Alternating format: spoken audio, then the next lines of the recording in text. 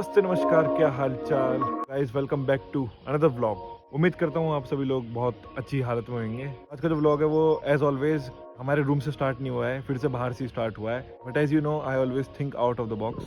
तो मैंने सोचा कि मैं स्टार्ट करता हूँ व्लॉग सुबह के 6 बजे, और वो भी अपने हॉस्टल के बाहर एक रेस्टोरेंट पे जहाँ पे कि कोई है ही नहीं। और ये जो लोकेशन है जहाँ पे मैं व्लॉगिंग कर रहा हूँ वो है ये ले गैब्रियल रेस्टोरेंट, जो कि निम्स यूनिवर्सिटी का वर्ल्ड फेमस रेस्टोरेंट। और एक बार सजावट पे नज़र मारो यहाँ की आप, यानी एक नंबर। ये देखो, ये सारी चीज़ है जो यहाँ की नाइट लाइफ में चार चांद लगा देती है। इससे पहले एक नॉर्मल अपना दिनचर्या रिकॉर्ड करा था, तो आज ये दिखा देंगे कि निम्स में हॉस्टल लाइफ कैसी, डे में भी नाइट में भी, क्योंकि ये एक ऐसा मेडिकल कॉलेज है जहाँ पे नाइट में भी एक लाइफ है। क्योंकि यहाँ पे कोई ऐसे रेस्ट्रिक्शन नहीं है कि 8 बजे के बाद आपको अपने कमरे में घुस के रहना पड़ेगा, अपने हॉस्टल से बाहर नहीं निकल सकते। यहाँ पे ऐसा कोई सीन नहीं है, कैंपस के बाहर नहीं जा सकते 8 बजे के बाद। पूरी यूनिवर्सिटी में 24 घंटे किसी भी टाइम घूम सकते हो। और उन्हीं के लिए कुछ ऐसे रेस्टोरेंट्स हैं जो आपको 24 घंटे सर्व करते हैं। ऐसे 2-4 रेस्टोरेंट्स हैं। वीडियो बन सकती है कि what kind of facilities are provided by NIMS university. NIMS overall कैसा है, जो कि इससे पहले की वीडियोस में उस चीज़ का जवाब नहीं था, बस वहाँ पे एक नॉर्मल व्लॉग था। मैं सुबह सुबह निकला था जॉगिंग करने के लिए। अगर आप जहाँ तक आपकी नज़र जा रही है, जहाँ तक, आसमान तक नहीं, आसमान में तो कुछ और है। आसमान में एलोन मस्क का कैंपस है, आपको चारों तरफ निम्स ही दिख रहा होगा।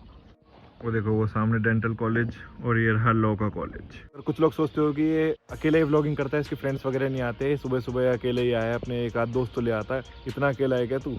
गाइस कुछ ऐसे ही है, कुछ ऐसी ही लाइफ है। नहीं, सच बात तो ये है कि मैं अपने व्लॉगिंग के चक्कर में अपने दोस्तों की कीमती नींद खराब नहीं करना चाहता। मैं नहीं चाहता कि मेरी वजह से वो अपने सोने के टाइम पे जगे।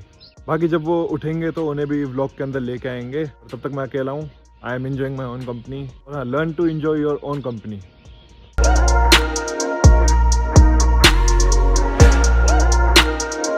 देखो सामने एकदम ये रहा यहाँ का हॉस्पिटल। जिस चीज़ के ऊपर ये पूरी फिल्म बनाई गई है वो है ये हॉस्पिटल। और इस हॉस्पिटल में हमारी MBBS की पोस्टिंग्स लगती है। और आपको पोस्टिंग में जाने का मन ना करे तो आप यहाँ के इस वाली JCB की खुदाई देख सकते हैं। तो गाइस, जॉगिंग वगैरह ख़त्म करके अब मैं अपने हॉस्टल की तरफ जा रहा हूँ। और ये देखो, ये है निम्स की पार्किंग। गाइस कितनी बड़ी बड़ी गाड़ी है यहाँ, देख सकते हो, निम्स के बच्चों की। और कितना बड़ा ट्रैक्टर है। और उसी के जस्ट सामने है मेरा हॉस्टल, जहाँ पे कि जाके अब मैं नहाऊंगा और रेडी होता हूँ अपनी क्लासेस के लिए। और ये कुछ चल रही है मेरी रेगिस्तान में सरवाइव करने की ट्रेनिंग, मट्टी पे चलने की।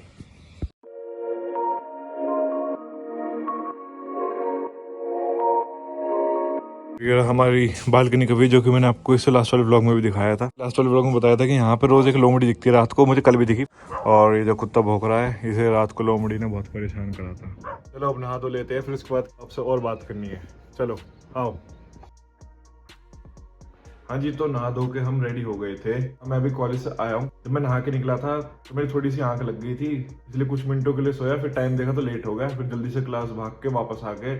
अब व्लॉगिंग स्टार्ट करूँ, क्योंकि इस वाले व्लॉग में विजुअल से ज़्यादा इंपॉर्टेंट है हमारी बोली, क्योंकि इसमें ओपिनियंस और फैक्ट्स है। सबसे पहले हम बात करते हैं कॉलेज की। तो जैसे कि इससे पहले बताया, डिस्क्रिप्शन में भी लिखा है कि मैं MBBS का सेकंड ईयर का स्टूडेंट हूँ, और सेकंड ईयर में मैं अभी आया हूँ। तो बेटर ये रहेगा कि मैं आपको फर्स्ट ईयर के बारे में ज़्यादा बताऊँ। तो हर कॉलेज में कॉमन रहती है, उसके बारे में बात करते हैं। वो है फर्स्ट ईयर की सीरियसनेस। फर्स्ट ईयर में जो स्ट्रिक्टनेस रहती है, पढ़ाई से रिलेटेड, अटेंडेंस से रिलेटेड, हर चीज से रिलेटेड फर्स्ट ईयर में सबसे ज्यादा ध्यान दिया जाता है, जो कि मैंने बहुत सारे कॉलेज में देखा है। Exceptions are always there. उस जर्नी में किन किन चीजों में स्ट्रगल है, उन चीजों का पहले ही एहसास हो जाता है आपको। पढ़ाई से रिलेटेड तो कुछ ऐसे मुझे लगता नहीं कि अगर कोई प्राइवेट कॉलेज में इतने पैसे लगा रहा है तो उसे कहीं पे कमी लगेगी। इस कॉलेज में तो फर्स्ट ईयर में जो फैकल्टीज है वो सही है। अगर आप एक अच्छे लर्नर हो, एक अच्छे लिसनर हो, तो बहुत है आपके लिए। फर्स्ट ईयर में जैसे कि 3 सब्जेक्ट्स है, एनाटॉमी, फिजियोलॉजी, बायोकेमिस्ट्री। एनाटॉमी सोचती है आपके मन में कैडेवर्स आते होंगे, मसल्स और हड्डियों के नाम वगैरह। यहाँ पर आपको बता दूं कि कैडेवर्स जो डेड बॉडी होती है उनकी कोई कमी है नहीं। फर्स्ट ईयर में शुरुआत में ही आपके बैचेस अलॉट हो जाएंगे। हर बैच को एक एक कैडेवर मिल जाएगा, और उसी कैडेवर पे पूरे साल डायसेक्शन होगा। अपर लिम्ब का होगा कुछ महीने, फिर लोअर लिम्ब, फिर एब्डोमेन, फिर हेड एंड नेक। अगर आप वैसे भी थ्योरी में चीजें पढ़ के आ रहे हो तो प्रैक्टिकल लैब में आके टीचर्स इतने अच्छे से समझा देते हैं वो चीजों को अच्छे से दिखा के।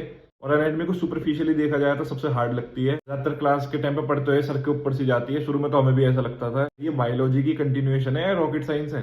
अगर पढ़ने वाले हो तो आपकी इमेजिनेशन अच्छी होनी चाहिए, और अगर वैसे हो कि इमेजिनेशन भी खत्म है तो रट्टा मार लो।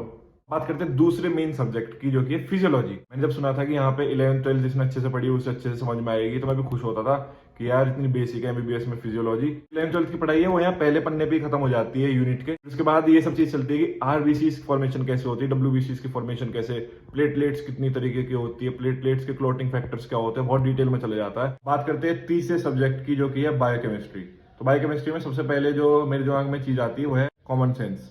बायोकेमिस्ट्री एक ऐसा सब्जेक्ट रहता है जिसमें आपको एक नॉर्मल बेसिक नॉलेज रहनी चाहिए 11th-12th में आपने जो पढ़ा है। तो जी इतना सारा ज्ञान बांटने के बाद मैं निकल गया था कुछ खाने पीने के लिए, क्योंकि सुबह से कुछ खाया पिया नहीं था। मैं अपने फ्रेंड हिमांशु शर्मा के साथ, जो कि है एमपी से और बहुत ही ज़्यादा हेल्पफुल है। वो जो भाई पीछे है ये भी बहुत हेल्पफुल है, इसकी भी जितनी तारीफ करो उतनी कम है। क्यों हिमांश है अच्छा आदमी? तो बहुत बेकार आदमी है। इनसे अच्छा आदमी तो सामने आ रहे हैं। तो बहुत बेकार ही है। जो हम इस वाले हॉस्टल में रहते थे ना, पुराने वाले में, यहाँ पे मतलब हमने रूम के लिए हमने चेंज तो कर लिया, लेकिन यहाँ से क्लास बहुत पास पड़ती थी। अब वहाँ से बहुत ज़्यादा आलस आता है। क्यों हिमांश आता तो आलस? ना भाई सुबह ही पहुंच जाते हैं 9 बजे अच्छा 9 बजे कहाँ पे? क्लास में। तेरे घर वाले देख रहे हैं इसलिए ऐसा बोल रहा है, या फिर तो सही में पहुँच जाता है? डेली जाते हैं। हाँ गाइस ये डेली जाते हैं, क्लास से पहले पहुँच जाते हैं, क्लास शुरू होने से पहले। इनकी कुछ ड्यूटीज है क्लास में इम्पोर्टेंट। अरे भाइयों की अटेंडेंस लगानी। ये इस चीज़ में बहुत सही है, ये सारे भाइयों की प्रॉक्सी लगाते हैं। तो अगर कोई एडमिन से देख रहा है तो इसे जल्द से जल्द पकड़ो। 99% medicine, 1% out of medicine. Out of medicine. Abdul का ये कहना है कि यहाँ 99% टाइम्स आपको यहाँ पे दवाइयाँ सारी अवेलेबल रहती है, लेकिन 1% टाइम रहता है जब यहाँ पे दवाई अवेलेबल नहीं रहती, और वो 1% टाइम जब रहता है जब अब्दुल जाता है दवाई लेने। वो ये पीछे जस्ट हॉस्पिटल। तो अभी लंच वंच करने के लिए, मतलब बताया था ना आपको, भूख भूख लग रही है, तो बाहर इस कैफ़े में आए हैं। ये हमारे कॉलेज के बहुत पास में है, अभी नया नया खुला। अगर कोई निम्स में है या फिर कोई आ रहा है तो मैं बता दूँ, एकदम निम्स के बहुत ज़्यादा पास है। यहाँ पे गेट नंबर 5 है, उससे जो साइड में है जॉयपुर नाम का कैफ़े है। तो देख लो भाई, कुछ ऐसा सिस्टम है, ऐसा ऐसा सीन है, ये देख सकते हो आप। और ये गाइस मानस भदौड़िया, आप इससे हर व्लॉग में मिलते होंगे, जो कि आपको बहुत अच्छी अच्छी सलाह देता है, पर काम की कोई नहीं रहती है। और ये है गाइस अलवर का आलोक यादव, जो कि आपको इससे सबसे पहले वाले ब्लॉग में दिखाया था। तो आलोक आज यहाँ पे खाने ट्राई करने आया है। तो पहले आ रखा है ना यहाँ पे? ओपिनियन तो पहले तू आया है? बढ़िया, मतलब क्वालिटी अच्छी इसकी। हाँ, जैसे आसपास मैंने सुना है कि इतने ज़्यादा बढ़िया। हाँ, तो ये है वर्थ इट है यहाँ पे आना। तो कोई निम्स में है तो भाई है पूरी सलाह। और भाई आपको क्या ओपिनियन है इस पर? ये जय भाटी फ्रॉम ग्रेटर नोएडा, ये भाई हमारी सेम प्लेस ही जहाँ से हम हैं, ग्रेटर नोएडा सू। इसके बारे में क्या कहना चाहोगे जयपुर के बारे में? आप भी पहले आ रखे तो नाइस प्लेस, एंजॉय। और कुछ शुरू में क्या है कि सब थोड़े बहुत कैमरा शाय रहते हैं, तो यार कह रहे हैं कि बाहर बैठ के खाएंगे, क्योंकि बाहर भी इन्होंने तामझाम बना रखा है। ऐसा नहीं है कि हमें निकाला जा रहा है या फिर पैसे कमी पड़ गई। अभी तो मैंने खाना ही नहीं खाया, देखो पूरा खाना वाना मंगा के दिखाऊंगा।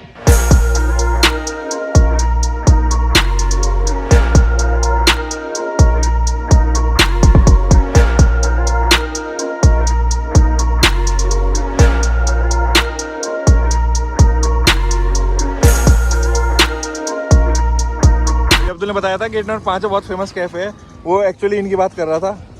हम आए यहाँ पे।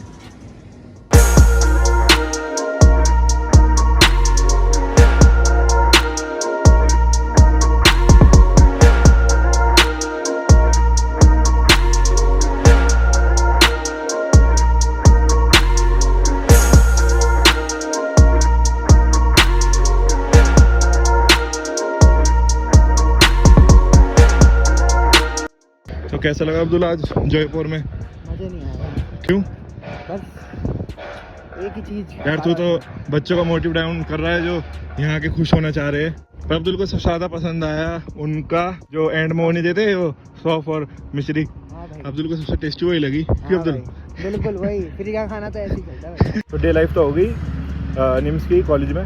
इवनिंग लाइफ में आप बाहर निकल सकते हो 5 से 8 बजे, और ऐसे ऐसे कैफे ट्राई कर सकते हो, वरना जयपुर जा सकते हो। अब्दुल यहाँ की नाइट लाइफ कैसी है?